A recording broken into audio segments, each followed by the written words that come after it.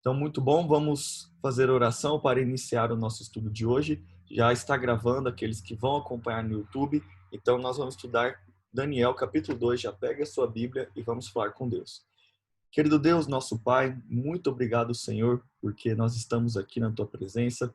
Como é bom falarmos contigo e tirarmos um tempo, uns 20, 25 minutos, para estudarmos o livro de Daniel. Que o Senhor nos abençoe, nos ensine aquilo que precisa ser, que nós precisamos aprender, aquilo que precisa ser internalizado no nosso coração, na nossa mente, e assim termos mais conhecimento da Tua palavra.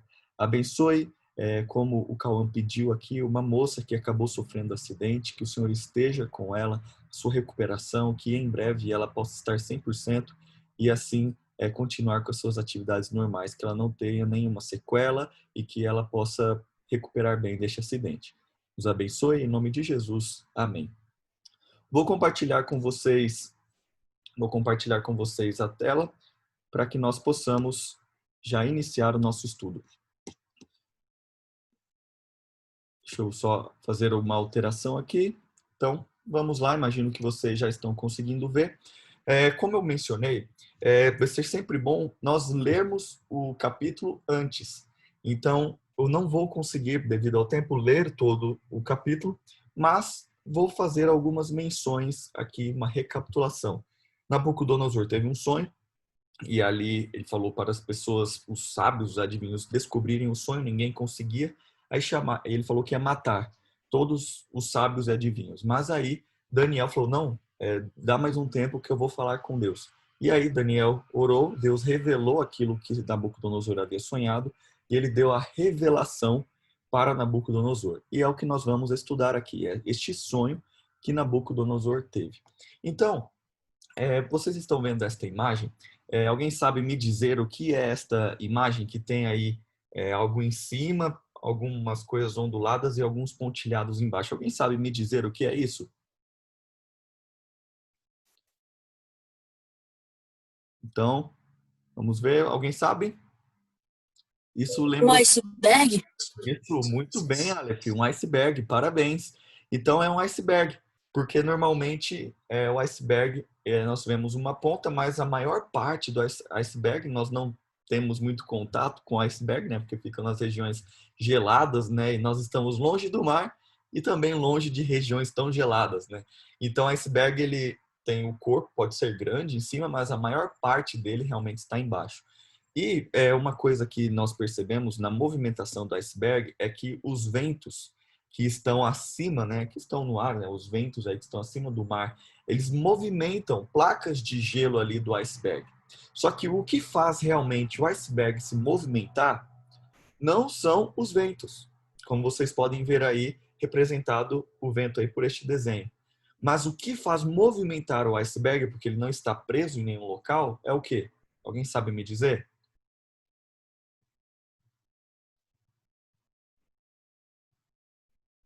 O que faz movimentar o iceberg? O vento, junto com as correntezas das águas? Isso. Perfeito, Aleph. O vento ele consegue movimentar pequenas ou dar alguma influência na movimentação do iceberg, mas o que faz movimentar um iceberg são as correntes marítimas, que nem você mencionou. Então, tirando esta ilustração do iceberg que ele se movimenta com as correntes marinhas, nós, por exemplo, sentimos o vento, nós não podemos ver, né? Mas às vezes se está com a poeira, a gente consegue ver, né? Se movimentar, ali quem sabe um tornado, alguma coisa nesse sentido. Mas nós não conseguimos ver as correntes das águas. Mas a força dessas correntes marítimas faz o iceberg, que pesa toneladas, se movimentar. Da mesma maneira, nós percebemos algumas mudanças na história.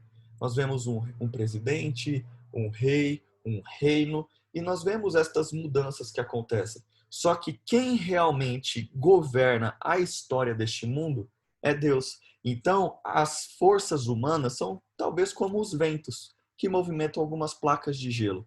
Mas o que realmente governa e movimenta a história do mundo é Deus. E Deus é como se fosse esta força das correntes marítimas que guiam e direcionam e movimentam os icebergs. Entenderam? Então é só para começarmos com essa ilustração, porque vocês vão aplicar isso no conhecimento aqui do sonho de Nabucodonosor. Então, como esta frase diz, né, como as estrelas que cruzam o céu em seu caminho determinado, os planos de Deus não conhecem adiantamento nem tardança. Ou seja, esta pandemia, nós estamos tendo este grupo de estudo online devido à pandemia. E talvez você está querendo estudar o livro de Daniel porque a pandemia te despertou para alguma coisa, para um maior conhecimento da Bíblia.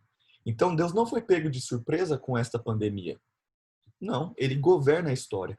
E os seus planos não têm adiantamento e também não tardam, não ficam atrasados. Ele governa a história. E é isso que o livro de Daniel está nos mostrando.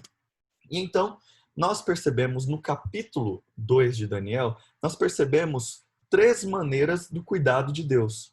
A primeira é um cuidado pessoal. Deus livra Daniel e seus amigos da morte, porque o rei Nabucodonosor havia dado um decreto de morte para todos os adivinhos e sábios, porque não conseguiram descobrir o sonho dele. Só que aqui nós vemos, nos capítulos 13 a 19, que Deus livrou Daniel e seus amigos da morte. Também nós vemos o cuidado de Deus de uma maneira histórica, porque Deus mostra que é soberano sobre as nações. É o que nós vamos ver, que a estátua de Nabucodonosor representa a história do mundo todo. E também nós vemos o cuidado de Deus de uma maneira autoritativa. Deus é a autoridade final. Deus revela que a ele pertence a última palavra, né? Ele quem fala o que vai acontecer, não é o ser humano. Nós podemos fazer planos, nós podemos pensar no futuro, mas é Deus quem governa a história deste mundo e a nossa vida. Nós não decidimos acordar hoje. Você estava dormindo e falou, agora eu vou acordar. Não, você já estava respirando. E você continuou respirando porque Deus autorizou. Porque Ele te dá a vida, Ele me dá a vida. Então, Deus cuida de nós de uma maneira pessoal, de uma maneira histórica, ativo na história, e de uma maneira autoritativa. E graças a ele, né, que uma característica dele é o amor. Porque já pensou se esta soberania fosse algo ruim, algo mal? Nós percebemos o que o pecado traz e o que o pecado trouxe a este mundo. Mas Deus é amor. E por ele ser amor, ele governa a história e tudo que ele faz é o melhor para nós. Espero que vocês tenham entendido o que eu quis dizer. Então, pessoal, histórico e autoritativo. Este é o cuidado de Deus para nós. Então, nós percebemos que em todo o livro de Daniel, um ponto muito importante que aparece em cada capítulo, quase cada capítulo, mas nós percebemos muito na história de Daniel, são as orações que Daniel faz. Você já sabe, e nós vamos estudar a história, por exemplo, ali da Cova dos Leões, no capítulo 6, que mostra que Daniel ele foi preso porque estava orando.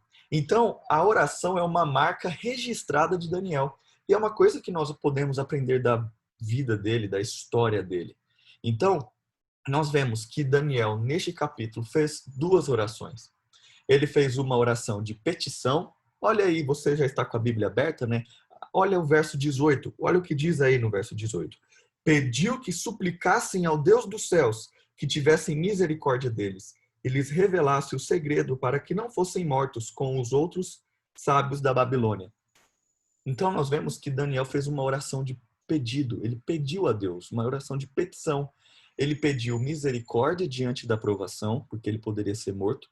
Ele pediu revelação do sonho do rei e ele pediu livramento do decreto de morte. Então, nós podemos fazer uma oração de petição. Estamos nesta pandemia, coronavírus, está aí, mudou toda a nossa vida, o mundo vai ser diferente. Nós podemos pedir a Deus por proteção, cuidado, saúde, para que Deus nos livre desta doença. E se por um acaso nós pegarmos o coronavírus, para que ele nos cure. Mas ele é soberano, ele vai fazer a vontade dele. E pedir para ele desenvolver o que ele deseja na nossa vida. Então, nós podemos aprender nesta história que podemos fazer orações de pedidos. Podemos pedir a Deus. E ele, se for da vontade dele, ele vai atender. Mas nós percebemos que muitas vezes nós só pedimos, Senhor, me abençoe. A oração só torna uma coisa minha. Venha a mim o teu reino. Seja feita a minha vontade, né? Que a gente fala, né? Não seja feita a tua vontade. ou a vossa vontade. A gente quer muito meu, eu. Mas nós precisamos entender que podemos pedir, mas saber que nós devemos pedir a vontade de Deus. E depois que Ele deu, se foi da nossa vontade ou não, nós devemos agradecer a Ele por ter feito a vontade dele na nossa vida. Então, nós devemos hoje pedir pelo cuidado de Deus, mas também agradecer pela vida que Deus nos deu, pela internet que nós temos, porque hoje agora nós podemos estudar o livro de Daniel. E olha o verso 23. Ele agradeceu a Deus. Eu te agradeço e te louvo, ó Deus de meus antepassados, pois me deste sabedoria e força. Tu me mostraste o que te pedimos, revelaste o que o rei exigiu. Então aqui Daniel orou pedindo e orou agradecendo, porque Deus ouviu os pedidos, revelou os mistérios e livrou da morte. Então nós devemos pedir e agradecer a Deus através do exemplo de Daniel. Sempre que enfrentamos um grande problema, também devemos reconhecer que o Senhor é grande o bastante ou o suficiente para resolver até mesmo os desafios mais insolúveis. Você está passando por uma necessidade específica na sua vida, na sua família, alguém que você conhece. Hoje o Cauã, por exemplo, pediu por uma moça que ele nem conhece, que sofreu um acidente. Então nós devemos pedir, orar uns pelos outros. E nós vamos ver muitos aspectos da oração na vida de Daniel.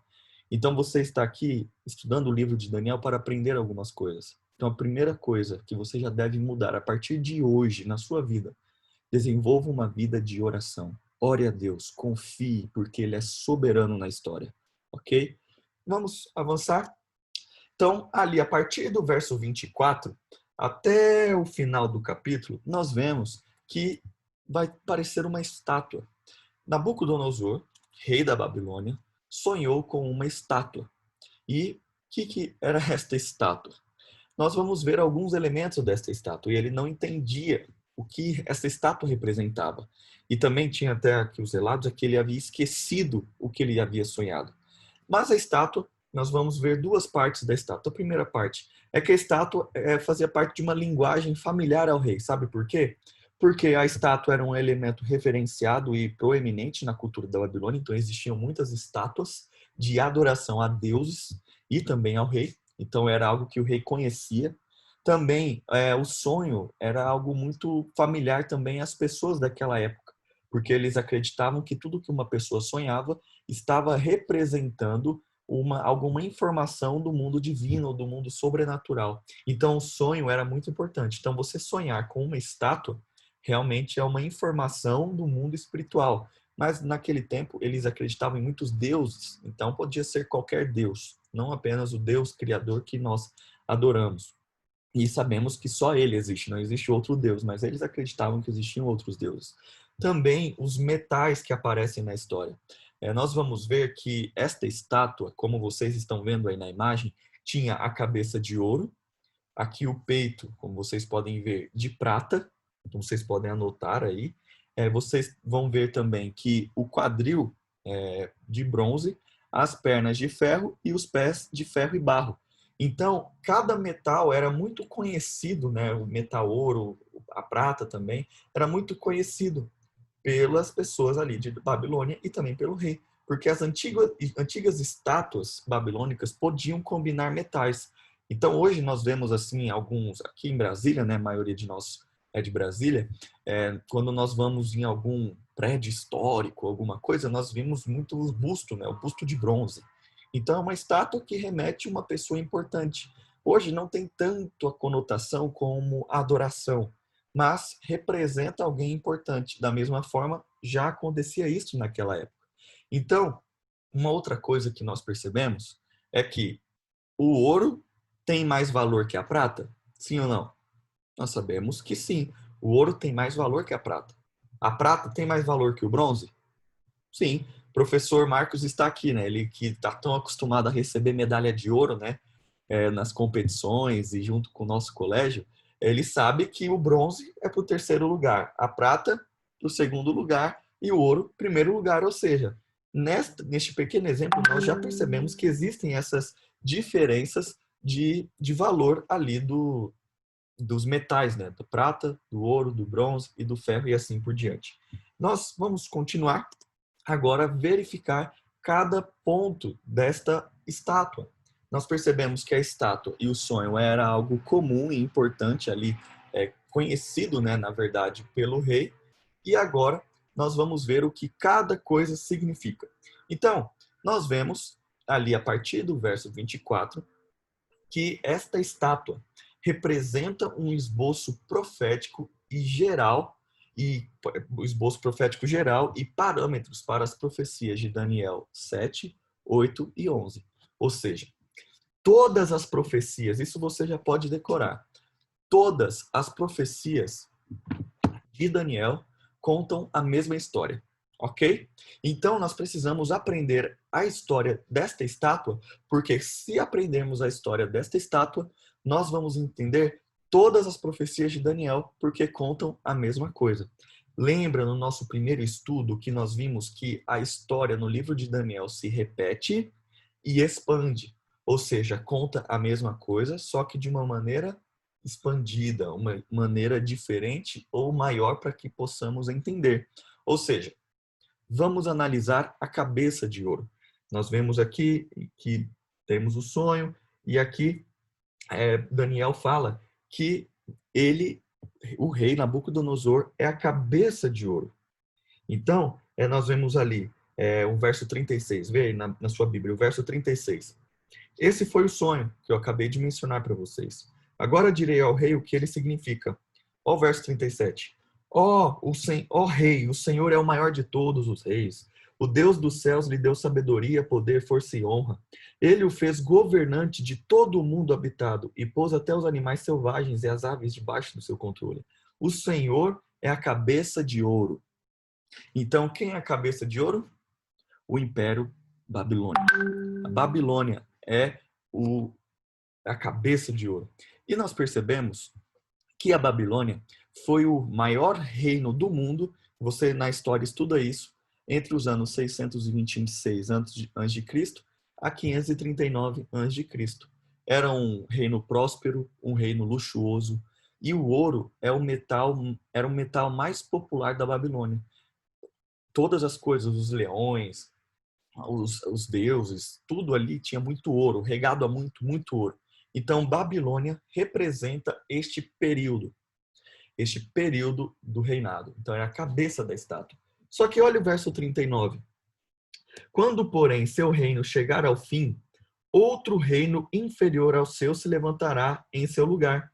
Depois que esse reino tiver caído, o terceiro reino, representado pelo bronze, se levantará para governar o mundo. Então, nós percebemos que aqui está tendo uma sequência de reinos. Então, cada metal significa um reino. Ouro, a cabeça, significa Babilônia. A prata, que é o peitoral, significa o outro reino que apareceu depois da Babilônia, que é o Império da Média e da Pérsia, o Império Medo-Persa, que foi logo após a Babilônia.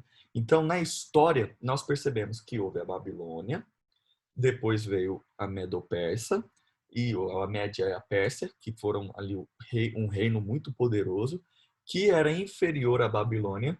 E sabe o que acontecia? Eles utilizavam muito a prata. Então é uma característica também da prata. Agora, isso parece um pouco distante na nossa história, assim, no nosso conhecimento. Realmente é.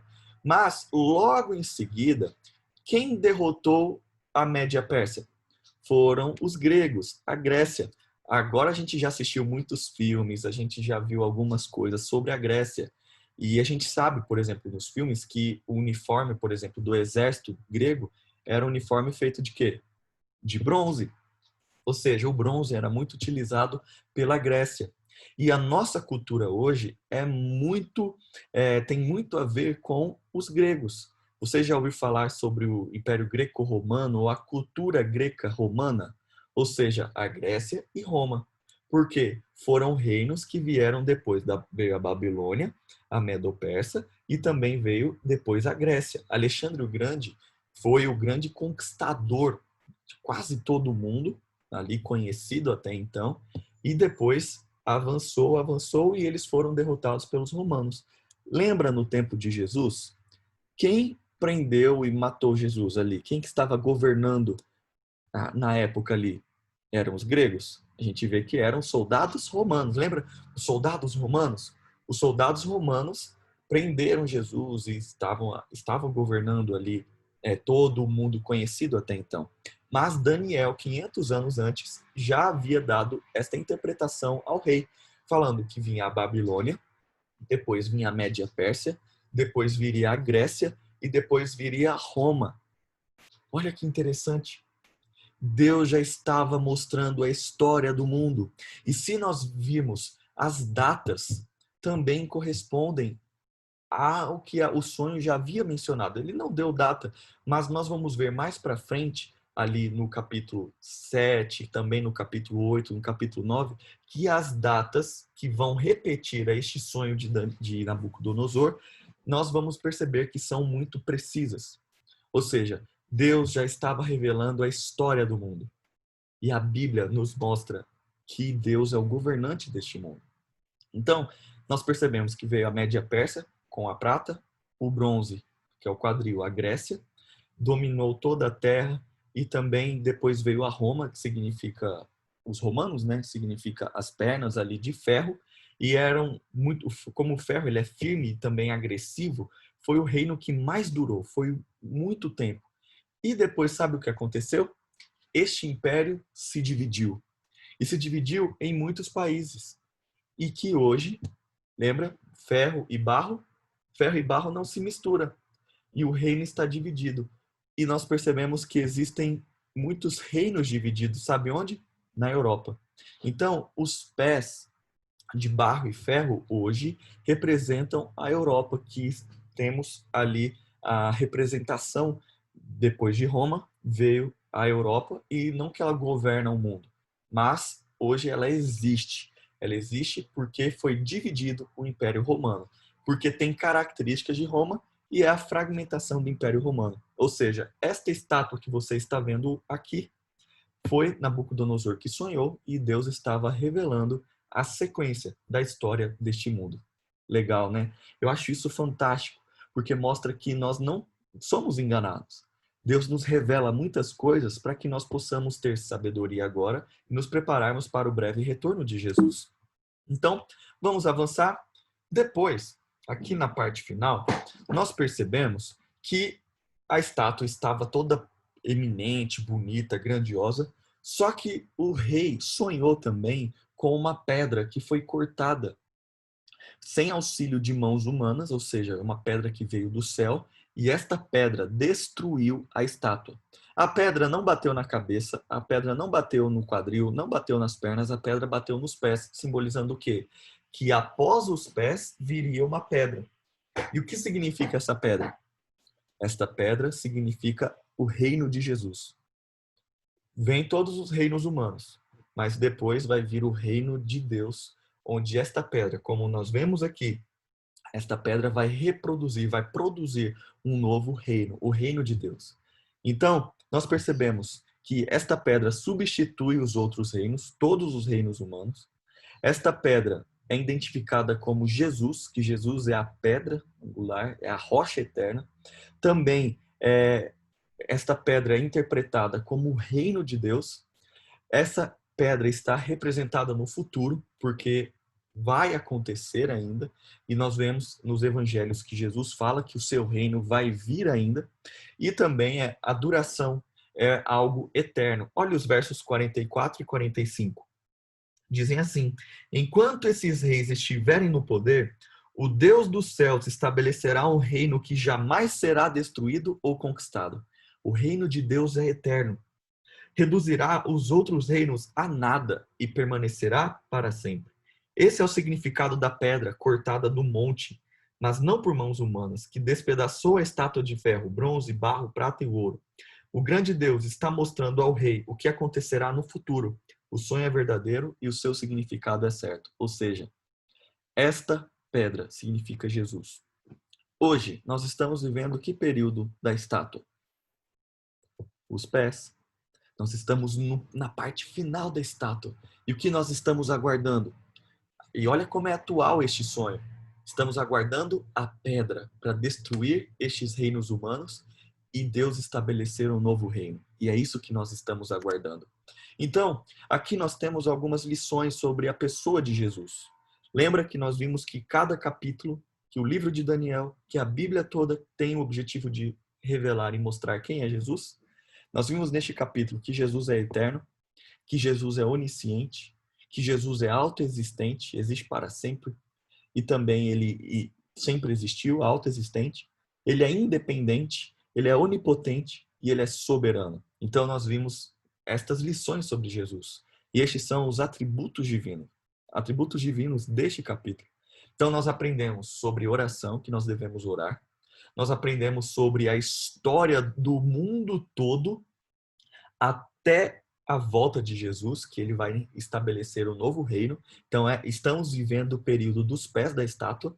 Vimos lições sobre Jesus, quem ele é, e agora vamos ver lições para nós. O novo reino de Deus, o reino que Jesus vai estabelecer, é diferente de todos os outros, no sentido econômico. Sabe por quê? O que a gente tem de mais precioso hoje no mundo? O ouro e a prata. E sabe o que o ouro e a prata vai ser no reino de Deus? Vai ser asfalto. Nós vamos andar sobre o ouro, sobre a prata, sobre pedras preciosas. Então, o piche, o asfalto, a areia que a gente anda em cima, vai ser ouro e prata lá no céu. Não vai ter valor algum, porque vai ter coisa muito mais valiosa.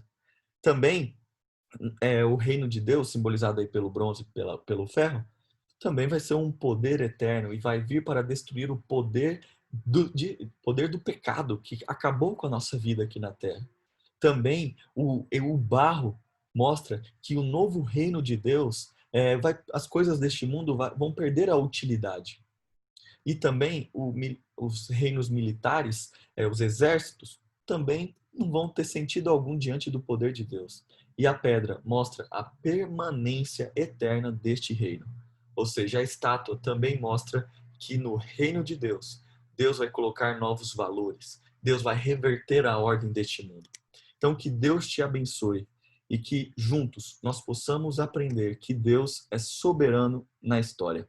E eu espero que cada um de nós possamos entender que Deus guia a nossa história, guia a nossa vida, que Ele vai estabelecer um novo reino, e este reino vai ser um reino eterno, onde Ele vai mudar a ordem do mundo, e que também, aqui em Daniel 2, a história do mundo foi contada através da estátua de Nabucodonosor. Então, que Deus te abençoe. Se você tiver alguma pergunta, pode escrever aqui nos comentários, pode escrever quem estiver no Zoom, pode escrever aqui no bate-papo, mandar no privado para mim, também mandar lá no grupo, ok? Que com certeza eu irei responder. Então, que Deus abençoe vocês.